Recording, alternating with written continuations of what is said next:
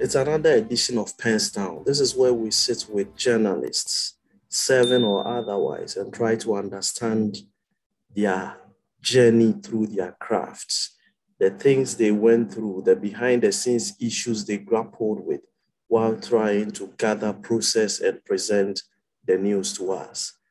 Today, I have been joined by a Ghanaian investigative journalist who is also the editor-in-chief of the Fourth Estate, a non-profit public interest journalism project founded by the Media Foundation for West Africa.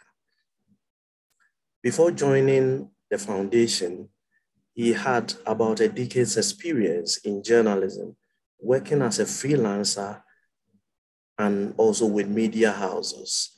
Between 2012 and 2019, he worked at Joy FM and Joy News Television of the Multimedia Group. He founded and headed the investigative desk and produced some of the most groundbreaking and impactful investigative stories in Ghana. His works have resulted in the passage of legislation and the cancellation of dubious government contracts worth hundreds of millions of dollars. 3 persons have been jailed as a result of his investigations, while dozens, including high-profile government officials, have lost their jobs.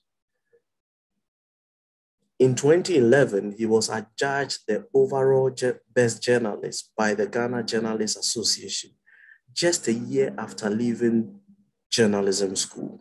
In 2018 and 2020, he was crowned the overall best journalist at the West Africa Media Excellence Awards. He has won over a dozen other competitive journalism awards.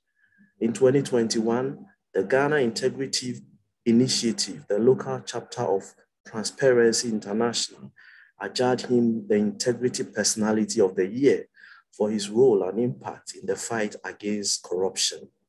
He has also collaborated with other international media outlets. In 2020, he worked with a team of journalists from CNN to uncover a Russian troll factory in Ghana. In 2021, he collaborated with a Norwegian media entity, VG, to investigate Ghana's shady procurement of COVID-19 vaccines through third party in Dubai. The story resulted in a parliamentary probe of the contract, which was later cancelled and the money refunded to the states. He holds a master's degree in communication studies from the University of Ghana and a bachelor's degree in the same field from the Ghana Institute of Journalism. He is an alumnus of the US Department of International Visitor Leadership Program on investigative journalism and a fellow of Center for Democratic Development, CDD. He is the author of 3 books, Voice of Conscience, Letter to My Future Wife, and the 4th John, Rain, Rejection, and Rebound. Joining me today is Manasseh Azure Awuni. You're welcome, my brother. Thank you very much, Steve. What is your take on Sole? Well, my take on Sole is that it is not supposed to be the norm. It is wrong because the one whose story you are covering shouldn't pay for the coverage. When that happens, it ceases to be journalism. We can call it public relations in its different forms, or paid advertisement. Yes, whatever you call it, but that is not supposed to be journalism. So that's basically my view on Sole. Have you ever been offered anything to compromise the details of any story you were doing before? Yes, those attempts have been made. If you are doing the kind of work I'm doing, you would come across those attempts.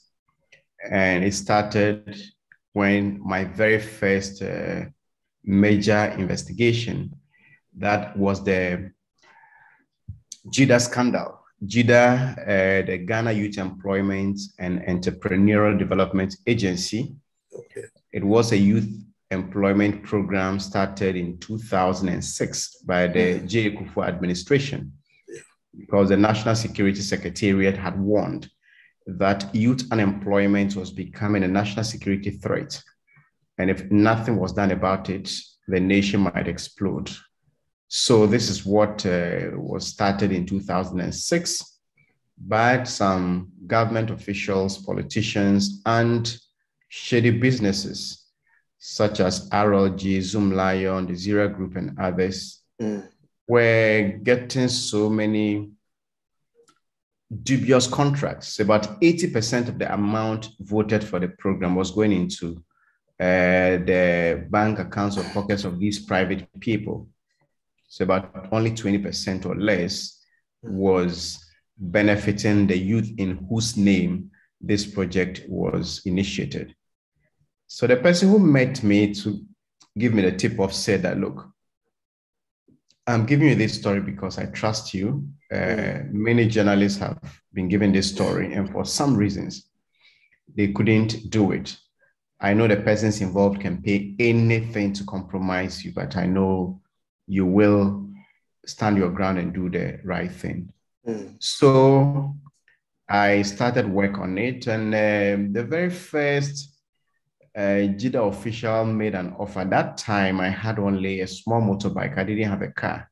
Okay. So we met at the Legon on the run. There used to be some on the run. Yes. Close to the Legon police station. I think the reconstruction of the road was what killed that business. So that's where we met, had an interview, and he said, well, you are such an important national asset. This motorbike isn't safe enough and all of that. And he was prepared to offer me a vehicle. After that, a lot of other offers followed. But I can say to the glory of God that I have my faults, but one thing I have never done and will never do is to accept anything and drop a story. As the story progressed, a lot of offers came. Some were like blank checks. But I stood my ground and then carried the story through. And at the end of the day, when I look back, I feel proud of the impact that story generated. Let me take you to what would have originally started this conversation. How did you find or discover the journalist in you while growing up? Growing up, I didn't really make up my mind to be a journalist. I wanted to be a bank manager because the Ghana Commercial Bank branch manager in Kete was somebody a lot of us looked up to.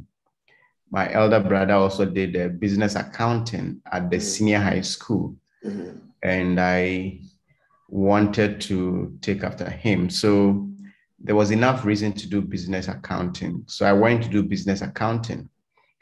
But I used to act plays in the Sunday school. Okay. So when I joined the drama club in senior high school, it was something that I was interested in. After the first year, the person who had written our first play for us was transferred out of the district. Okay. So when the competition came again, there was nobody to write a play for us. So I decided to volunteer and try my hands on the theme that was brought to the school. I wrote a play called My Junior High School Teacher, who came and directed, and we had first position. And since then, I became the playwright for our drama club, started writing for other primary schools. And I remember in the final year, the Volta Regional Student Association of Ghana, the KNUST branch, organized an essay competition. I took part, and I was a runner-up. Okay. And so that motivation made me develop the love for writing. So I wanted to get money and come to school. So I worked as the caretaker of the GS guest house in Kete. So in my spare time, I would write short articles and stories and put them on a notice board. And some of the visitors, guests were so much happy about the write-ups. I remember one asked who wrote them, and I said I was the one, and he said, well, if you could write such a thing, you wouldn't be here. Then the district education public relations officer saw those writings and said, well, Manasseh, you write well, why don't you go and do journalism? Apparently, I had applied to the University of Cape Coast to do UCC in 2005, and I didn't get admission. So I was waiting to reapply because that was the only form I bought in 2005. So by 2016, before the forms came, this man casually sold this idea of going to do journalism. And I said, well, I did business, not general arts, because I didn't know that a business student could be allowed to study journalism. And he said, well, it didn't matter the course I did. Once I passed very well, I could get admission. And this was about a 5-minute conversation. And that was the very first time I heard about the Ghana Institute of Journalism. And I tossed the idea over in my head, spoke to my elder brother about it. He agreed, and I bought a form. And I think that year there were only 24 that were taken for journalism because the degree program had just started. So 24 for the journalism and then 24 for public relations. So the entire level 100 at the time was 48 students. And by the grace of God, I was among those chosen for the class of 2010. We started in 2006. So that's how the journey into journalism started. It wasn't something that I purposed in my heart or mind to do growing up. No. Your time at Ghana Institute of Journalism, you littered the campus literally a lot with so many writings everywhere, on virtually every tree or wherever you could paste something. There was something written with a certain Manasseh Azure Awuni's name going with it.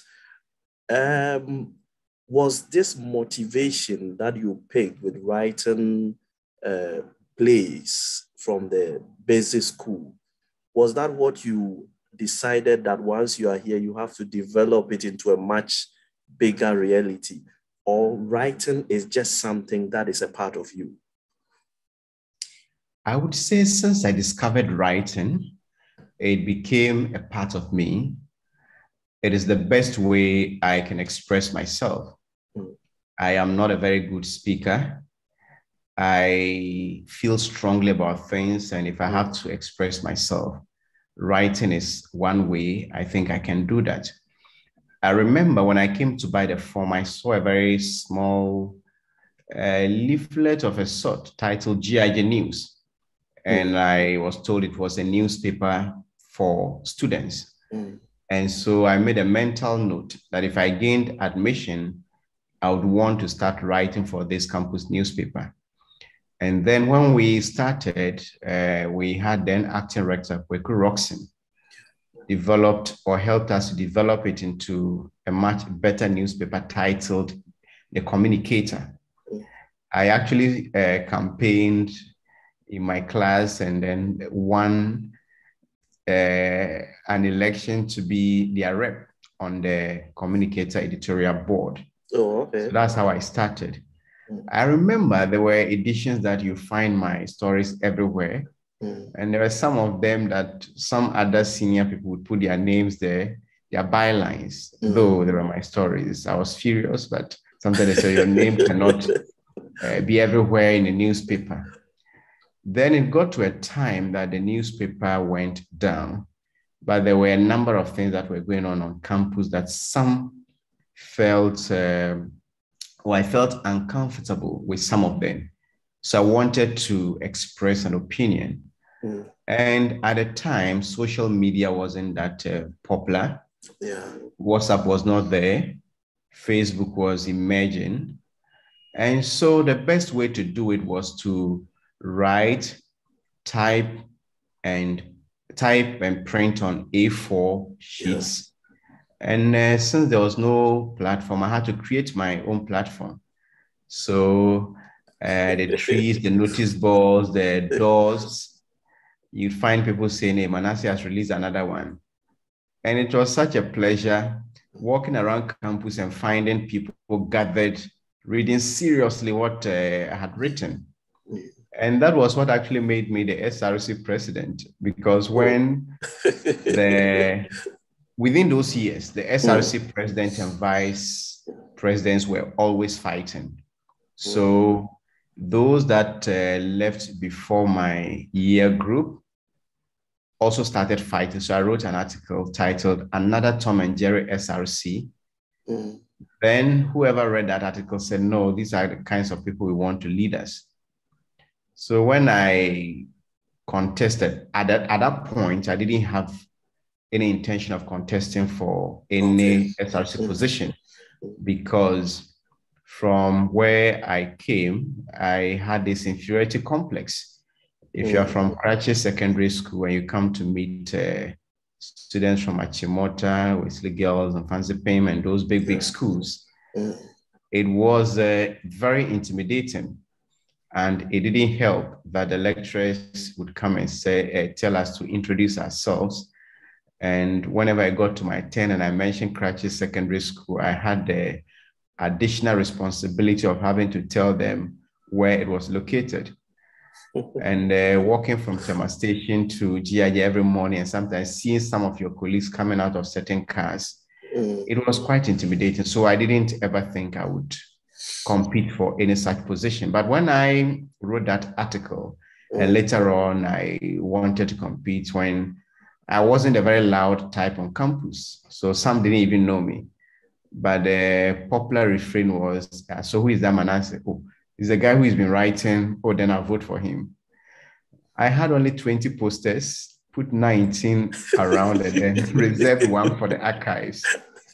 And I won hands down, thanks to writing. So that is the story of my writing in GIG. And I graduated to my job online, Ghana Web, and that's how my name went out even before I completed. Does journalism pay? Yes, journalism pays, because I'm not hungry, and I think payment comes in a number of ways, not only money. Even with money, I can say for a fact that if you distinguish yourself, it pays. Thankfully, I have not applied for any of the jobs I've done since leaving school 12 years ago. I've had the opportunity to reject job offers. And right from Joy FM to where I'm working today, I think generally journalism doesn't pay like other sectors. But considering the salary levels of where I find myself in Ghana, I will say that it is not that bad. Besides, there are other opportunities that would come your way if you weren't, or that wouldn't have come, but for journalism. I've had the opportunity to travel to a number of countries, attend seminars, speak at conferences. I have had the opportunity to also work with some international media houses, and I work with CNN, and they will pay you very well. So I will say that journalism pays. What you must do is to not be an average journalist. Once you distinguish yourself, I would say it pays. It pays. There's a running debate on this platform, PENSDOWN. Let me pick your thoughts. Should journalists be licensed? No, journalists should not be licensed, because establishing a media house itself is not supposed to be an endeavor that requires a license. Once you make it a license, then when Manasseh's license expires, the Akufo-Addo administration or the Mahama administration, knowing who Manasseh is, would find reasons to delay that license. Etonamsi mentioned this on this platform when I spoke with her. Etonamsi, she said, yes, somebody like you may never get your license or get his renewal. Never. And they'll find legal means to do that. I think journalism shouldn't be licensed.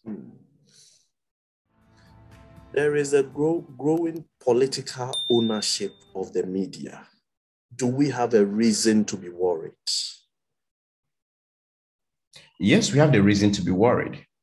If you're a journalist and then you happen to find yourself in a certain environment, and then certain pronouncements are made about the media and journalism, you will feel very terrible.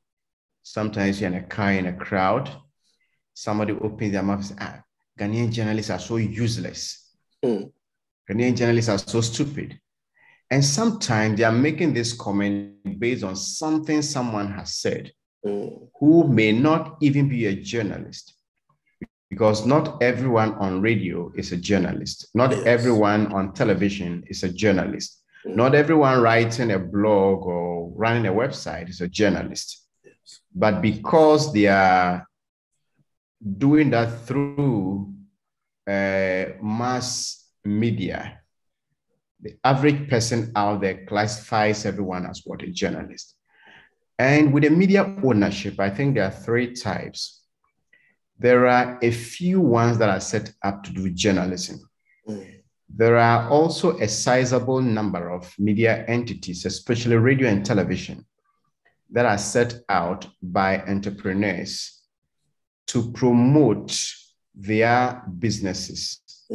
And so they are not doing, they may be doing some form of journalism, but their main aim is to support other businesses that are run by their owners. And the third one, which is the largest of the three categories, is the kind that is owned by politicians. And they set them up across the regions, mainly radio stations. And what happens is that if the NDC is in power, you find a lot of the frequencies going to NDC politicians and their affiliates. If NPP is in power, as we realized recently, you find the Assassins coming up, you find the Wuntumis coming up, and a number of radio stations that belong to politicians or people close to the politicians. They are set out to mainly do political propaganda and push the agenda of their owners.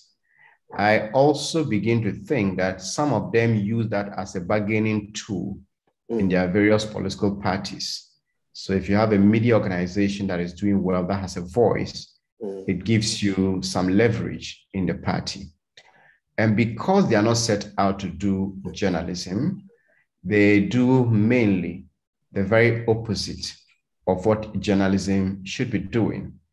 They are used to even attack and try to destroy and discredit journalists.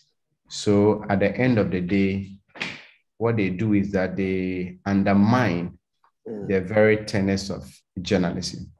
So I think we should be worried, but it is increasingly becoming clear that there's very little or nothing that can be done about it.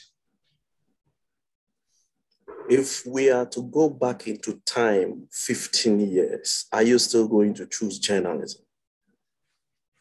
Yes, I would choose journalism because I believe that journalism has helped me to do what I may not have been able to do. I have said this somewhere and people were surprised that I'm not happy about what I'm doing. I'm not happy about the journalism I'm practicing, but I find fulfillment in it. It is sometimes heartbreaking and very annoying, the kind of things I see and the kind of things I expose at the risk of my life, and sometimes becoming so helpless because the authorities that are supposed to act are mostly interested in covering up. So it can be really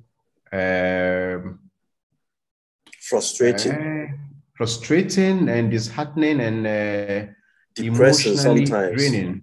Yes. But when I also look back and look at the impact, apart from even the hard ones, I've done stories that resulted in the cancellation of $74 million fraudulent contract. That was the Robin Assembly's investigation. The Judah investigation I did, 2 people were jailed. A law was passed by Parliament. All the contracts except one was cancelled, and we saved not less than 500 million cedis based on those cancellations. The program was realigned, and even though it is not perfect, it is far better than it used to be. So these are impacts that I think are only possible because of journalism. I've done stories that have taken people out of poverty and given them a future. One of them was when I went to the Upper West region to do a training for the Media Foundation for West Africa. An assembly member saw me and said, well, there is this brilliant boy in my village. I know if you write about him, he would get help. This guy had gone to Nandom Senior High School, did so well, but couldn't afford university education. Where he and the mother were living was very pathetic. What to eat was even a problem. When I went and wrote that story, within a week, this boy now had 12 separate offers to fully fund his education. And they say a beggar has no choice, but in this case, he was now scored for choice. And so he settled for a $50,000 scholarship from Manchester University. And the last time we met, he's now a full engineer and his life has been transformed. So if you look at these and other stories, I can't say that I've made a mistake by choosing journalism. It is not easy, but there is fulfillment when you look back and realize that, well, through you and your trade or your profession, God has been able to give someone a future. I don't think there's nothing more fulfilling in life than this. What drives you? What drives me is just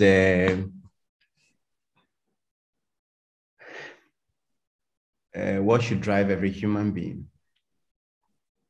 I believe I came to this world for a purpose. I have 2 main drivers. My own background, I come from a very poor background. And so when I see somebody going through challenges, I'm able to relate. So it is one of the drivers. And then I teach at the Junior Youth Fellowship of the Presbyterian Church of Ghana. So one of the years we were preparing the children for a Bible quiz competition. And one of the books they were reading was the book of Esther. So I took time to study that book. And the story of Esther became the most inspiring story that drives my life. Esther was somebody who was not supposed to have gotten to the palace in the first place if things were done on merit. But the Bible tells us that she got there because she had favor. And then the Jews were at a point of annihilation. And Esther's cousin was like an uncle, Mordecai, kept sending messages to Esther to intervene, to tell the king that her people were facing destruction.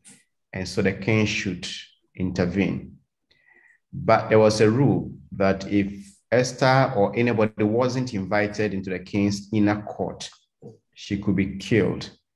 And so she gave those excuses until Mordecai got frustrated and sent word to her through the servants. that do not think that because you are in the king's palace, you alone of all the Jews will perish. But know that you were brought into such royal position for a time like this. And that if you keep quiet, deliverance for the Jews will come from elsewhere, but you and your household will perish.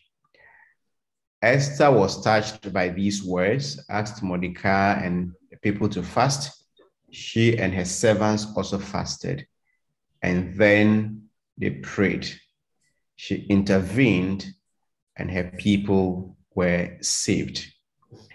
What that tells me is that God did not take Esther to that royal position in vain. And God did not take her into that position because of herself.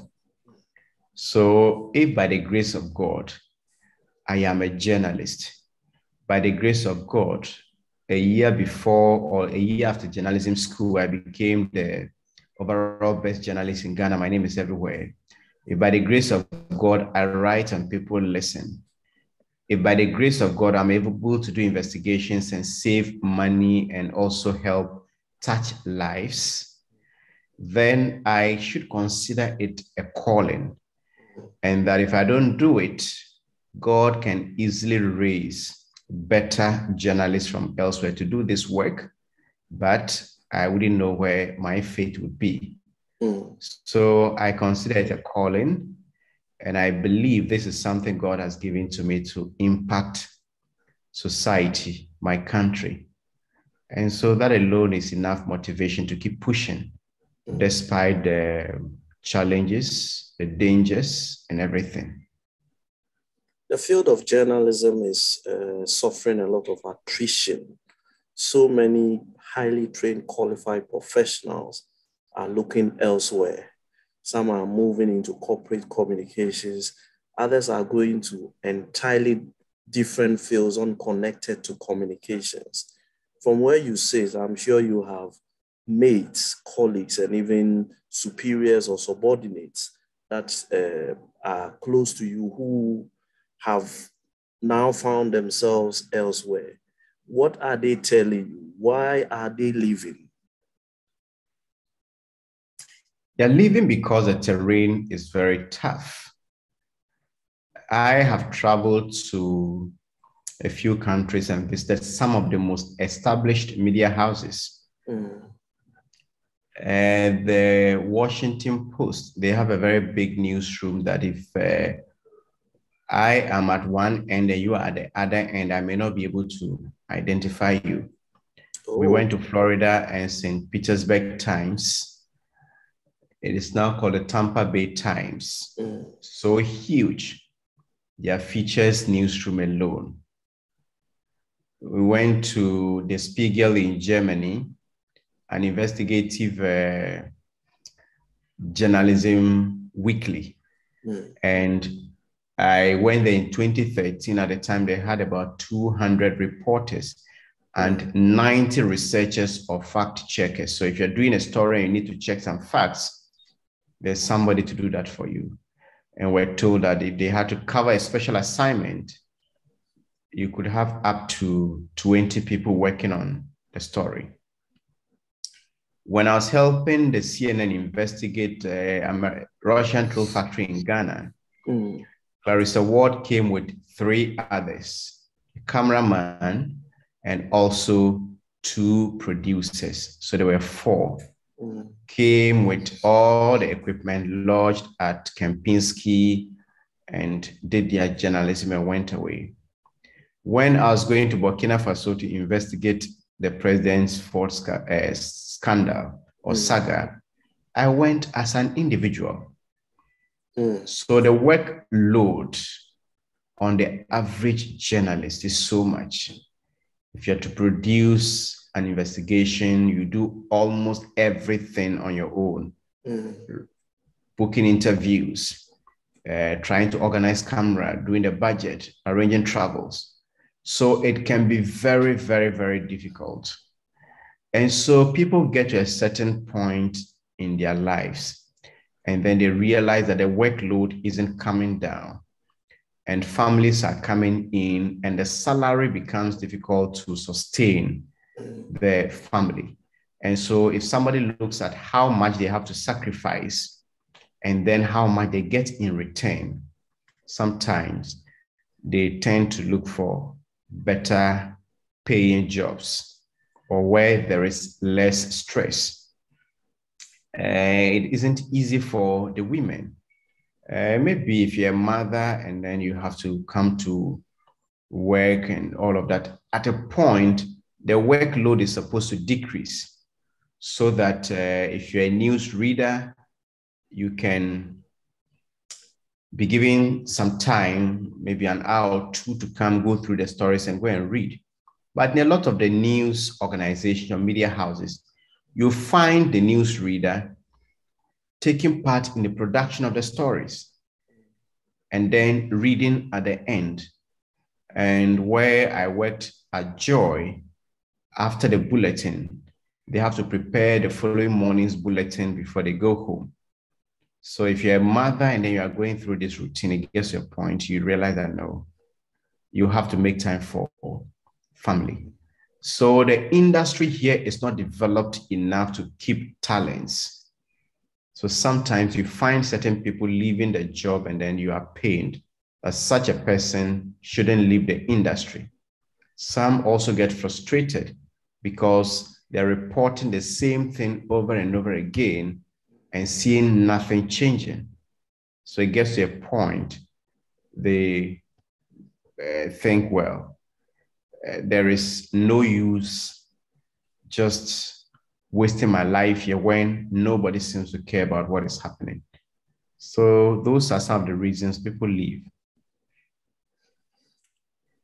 How much of your freedom have you sacrificed for the kind of job you do? I can say 90% of my freedom, because I live like a fugitive. I'm not able to enjoy life as I should. If I say enjoy life, I'm not a type that goes for, how do you call them? I don't go for jams. I don't go for those nightclubs and the rest and all of that. But to want to perhaps just walk to the beach and sit down with family like anyone else, it becomes a challenge. I've had death threats and I've had to travel out of the country with the family. And so you almost always live with the consciousness that you can't live your life like any other person. You are so careful otherwise. The danger is lurking around, and not only you, but the family has also been put in a very difficult situation. That aside, just being yourself becomes even difficult. Sometimes I make jokes on social media, and then some people think that, well, for you, when it comes to humor, you have no right to even have a sense of humor. Take everything personally, attack your family and all of that. So it gets to a point you begin to ask, is this really worth it? It is something that I've asked myself sometimes, but the answer, looking at what I have been able to achieve by the grace of God in journalism, I think it is worth it. You mentioned social media. That is actually my next stop. It seems to have redefined the frontiers of journalism. Today, almost every media platform, newspaper, radio, whatever, they are all doing television on social media. Radio stations have live streaming of their programs on social media. How much of a challenge or an opportunity has social media presented to the mainstream media? It has presented opportunities and then challenges. As to how much I'm unable to measure, it depends on the platform and then what they set out to do. There are some platforms that have benefited from social media, and there are some that feel that social media is taking a lot. For instance, if you look at the electronic platforms, television, radio, you find out that a lot of the advertising revenue that was supposed to go there is now going to social media. So if MTN in the past could only be heard through radio, television, or newspaper, these days, almost a chunk of the customers on social media. So they engage influencers, bloggers, or specialized individuals and companies that do things online. So that has really, really affected the advertising revenue that is supposed to be available for mainstream media. That is a challenge. It also presents a challenge with speed, because these days, traditional media sometimes wants to compete, because if you get the scoop and you don't hurry up, somebody puts it on social media, it goes viral, and then you lose it. So that presents a challenge. But I think the advantage here is to let the mainstream media be able to distinguish themselves from other forms of, especially journalism, or journalists to be able to distinguish themselves from bloggers, vloggers, and other people who do things on social media. Because now we are losing the right to break news. If there is an accident in front of TV3 now, and TV3 has a tagline that says, "First in news, best in entertainment." If there's an accident right in front of TV3, by the time they will take whatever and then go on air, someone might have filmed it, uploaded it on YouTube, or they can even go live. So by the time TV3 rushes to go on air, someone else has put that information out there. But that doesn't mean that our work should end because social media is doing what, or part of what we used to be doing. What that presents is an opportunity to go deeper, think deeper, dig deeper, and come up with stories that social media cannot tell. Since the mainstream media has lost the opportunity to be breaking the news as it used to be the case, we should now be digging deeper and going further than the surface. And what that means is that enterprise reporting should become the order of the day, investigations and specialized reporting, if we have to remain relevant. Even sometimes when something outrageous breaks on social media, people look up to the mainstream media to verify and be able to deny or confirm what is spreading on social media. So if you do a very good feature story, you can be sure that the average blogger or YouTuber or somebody on social media wouldn't be able to do that kind of work. So if we are able to know that this is the challenge that is presented, we'll be pointing to the right side, that is the opportunities. And once we are able to do that kind of journalism that distinguishes us from those on social media, we will regain our relevance. Because if you go to pick a newspaper today, and maybe by tomorrow, you find a newspaper talking about Ghana's press freedom ranking. That has been reported by the online media and other things. It was released today. A lot of the newspapers didn't publish today because of the holiday. So if you come tomorrow and you have nothing except to say Ghana has now ranked 60 on the Press Freedom Index. That's from not news. 30 of last year. Then this is something that has been reported. It's something that has flooded social media the whole of today. Yeah. So if you come out tomorrow with that same piece of information without any deeper analysis or angles that would make you stand out, then of course you have no business being in circulation, because I will not want to read that, something that I've already seen or read, or something that has trended on social media the whole day. So social media gives journalists now the challenge to do real journalism. And that is what will keep us relevant and important in our society. Is there any assignments or assignments that stand out as the most challenging or difficult for you? Well, the most challenging, I would say, was a story I did on the Dr. Ali Gabas.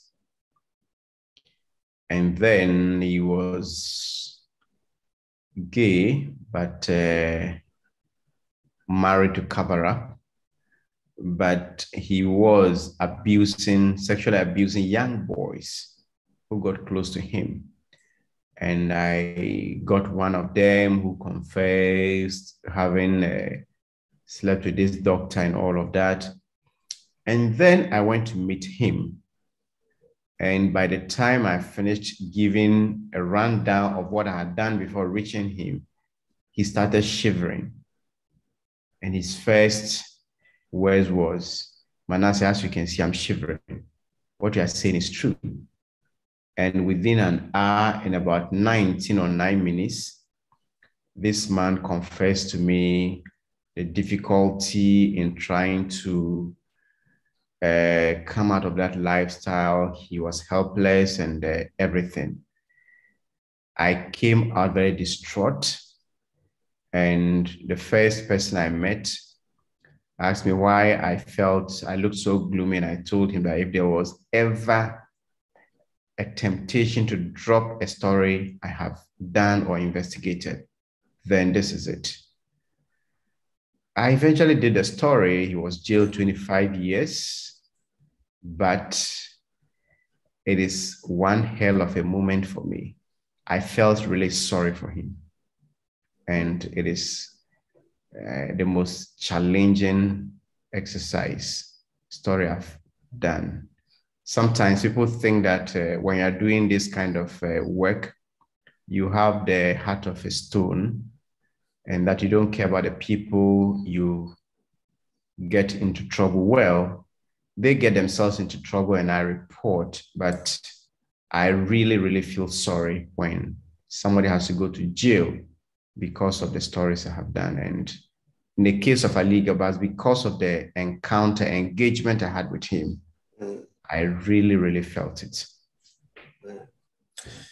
Your kind of journalism is the one that comes head to head, almost a head-on collision with societies, sometimes great and good, who have soiled their hands and are trying to outsmart the system for some gains. Your family, extended or nuclear, whichever way, has any of them had a reason to tell you that maybe you have to reconsider your profession because we also don't feel safe? You are bringing all of us trouble. Have you had any such concerns? Yes, those concerns came very early in my career. When I did JIDA, it was the very first major story I did when I started journalism. I think it was the main investigation I did. The family said, well, after JIDA, don't do any other investigation because you're already known. And somebody had told my father that, well, others are doing investigations, but the kinds of people your son is going after are not ordinary people in society. I remember asking my elder brother on the phone that, so if I don't do it, who should do it? Then for a long time, he couldn't get an answer. And so the concern has always been there the fear and all of that from the very beginning. But with time, they got, I will not say they got used to it. I will not say they have accepted it. They are only coping with it because myself, I'm still not used to it. So I don't expect them to be. The sad thing is that I've said it somewhere that if people claim you are selfless, then you're actually being selfish to the very people who care so much about you. Because if you are hurt, your family will be those who feel so much of the pain and whatever that loss that you suffer. But they are the same people you turn your back to and then go to fight for the nation or the world at large. So it is a very big challenge, but with time, they appear to be coping well. And I only hope that God will keep all of us safe and for them to also live to see, or me to live long enough to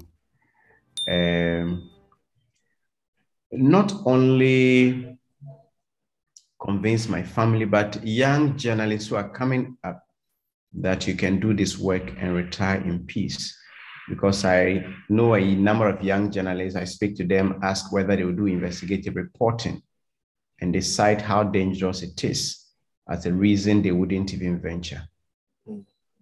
What is the most abiding tool or principle or quality of an investigative journalist if his works must count? I think there are 3 C's that apply in a number of professions. The competence, the character, and then the courage. When it has to do with investigative reporting, competence, in my view, is generic. In whatever field you find yourself, competence is key, but in investigation, you should have the character. You are investigating people who are making millions, hundreds of millions of cedis without suffering for it. So if you are going to tackle those contracts, the first thing they decide to do is to, I heard something that everybody has a price. So they would want to pay you off. That's how it started. When they realize that paying you off is not possible, they would want to fight you, and they don't mind eliminating you, because the kinds of things they do to get money at the expense of the poor, it takes extremely wicked people to do that. And so if they can do that, they can kill. So that brings in courage. When an election campaign is very tense and you have a story that is very damaging to the certain president who is taking part in the election, it takes a lot of courage to pursue it and publish it. So for me, character and courage, in addition to competence, because sometimes you just have to survive on your wits. So if you want to do investigations, you should be smarter than the average journalist, because sometimes it's an issue of life and death. How to even get somebody to volunteer or give certain information, sometimes you need to employ a bit of higher level of intellect to be able to get certain things done. How long do you intend to go in journalism before you drop your pen or you say goodbye? What a question. Any moment from now.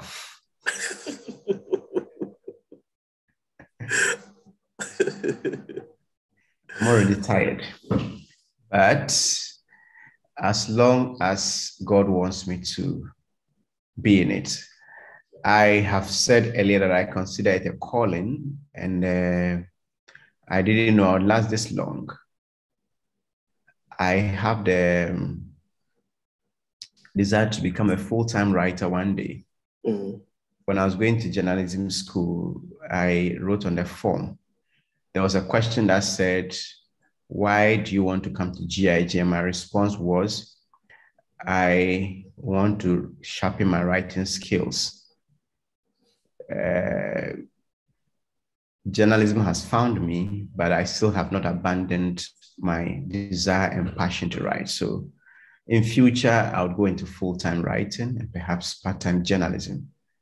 But the timelines are still a bit blur. If I remember clearly, the last investigative piece you did at the multimedia group was Militia in the City. Am I right? In the heart of the city, yes. Okay. Now, there was a lot of hue and cry that trailed that piece.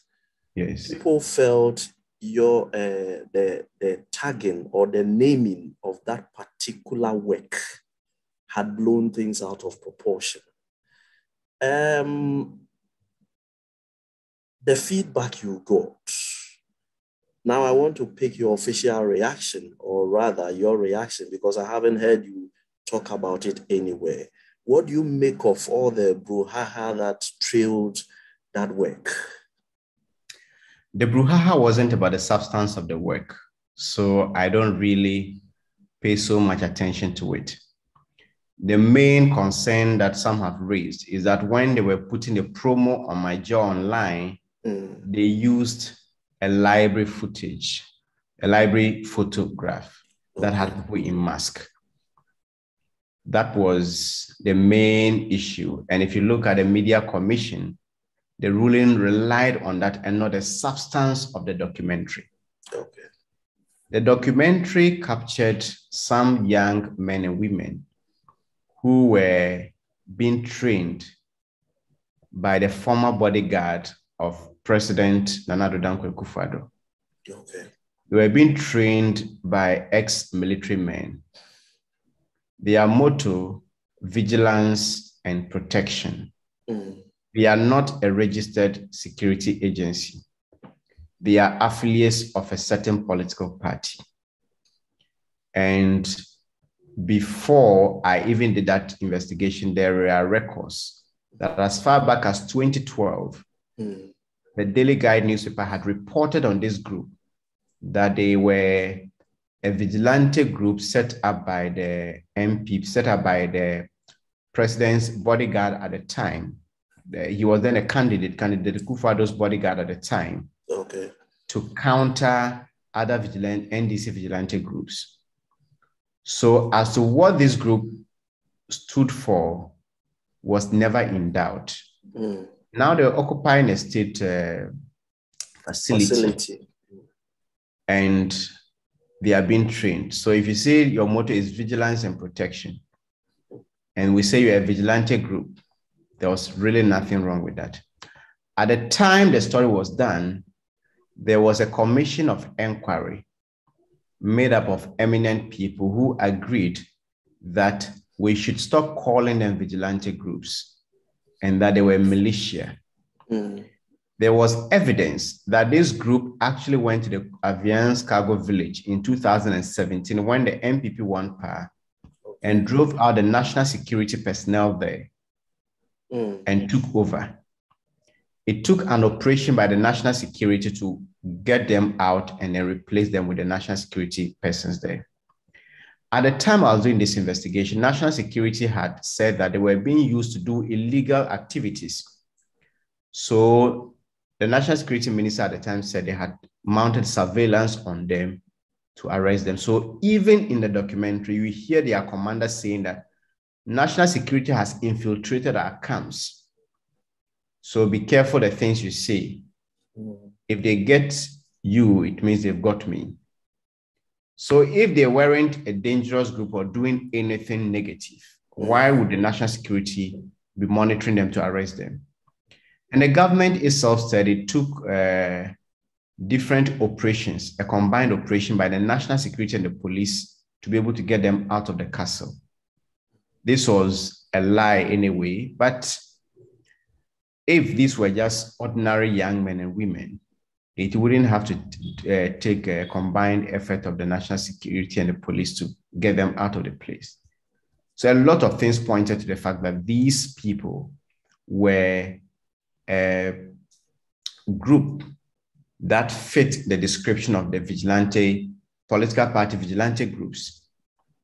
And later on, I heard from people within government that they were called the I group because at the time they were formed, their commander, that's how they called them, their commander said they were going to be the eyes of the MPP candidate at the time. That's a Kufado.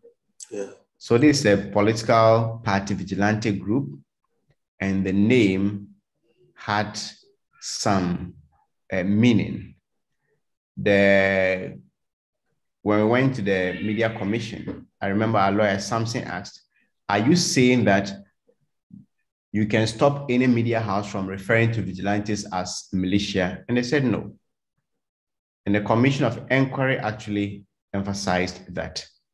So if you look at the substance of the documentary, people were not able to raise issues. It was only the name, and also that the promo used a library video. Sorry, not a video, a library picture. And so after the story, thankfully, the government moved in the midst of the denials and drove them out of the place. And I'm just wondering if those people were still there training and mobilizing, I don't know what else they could have done in the future. Do you have a social life? Yes, I have a social life, but it's very limited. Limited to church and a few friends and my bobobo music and reading.